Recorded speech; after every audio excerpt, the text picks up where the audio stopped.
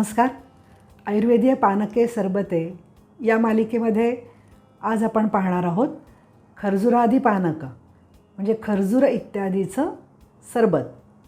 यासाठी आपण घेऊयात 5 ते 6 खजूर, 10 ते 12 बोरं, द्राक्ष 2 वाट्या, डाळिंबाचे दाणे 2 वाट्या, नागकेशर, तमालपत्र, वेलदोडा, मिरे यांची पावडर, भीमसेनी कापूर, हे सगळं साधारणतः पाव चमचा घ्यायचं आहे.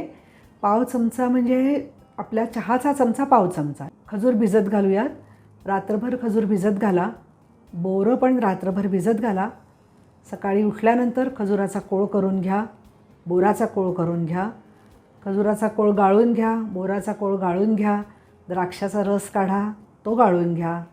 तो साधारणतः 1 कप द्राक्षाचा रस व्हावा. डाळिंबाचा रस 1 कप, तो गाळून घ्या. यामध्ये वर सांगितलेली सगळी चूर्ण मिसळूयात. किसलेला गूळ घ्या.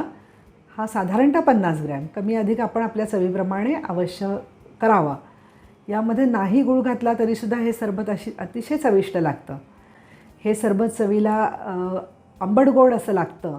हृदयरोगांसाठी हे सरबत अतिशय उपयोगी आहे. यांनी पचनशक्ती सुधारते, भूक चांगली लागते. हे सरबत उन्हाळ्यामध्ये अतिशय उपयोगी आहे. यांनी लघवी स्वच्छ होते, भरपूर लघवी होते. उन्हाळी लागू नये यासाठी उन्हाळ्याच्या सुरुवातीलाच हे सरबत घ्यावं. वारंवार होणारं युरिन इन्फेक्शन, मूतखडा या आजारांसाठी सुद्धा या सरबताचा खूप छान उपयोग होतो. हे सरबत पचायला जड आहे, त्यामुळे सरबत घेतल्यानंतर 1 तासभर दुसरं काहीही खाऊ नका.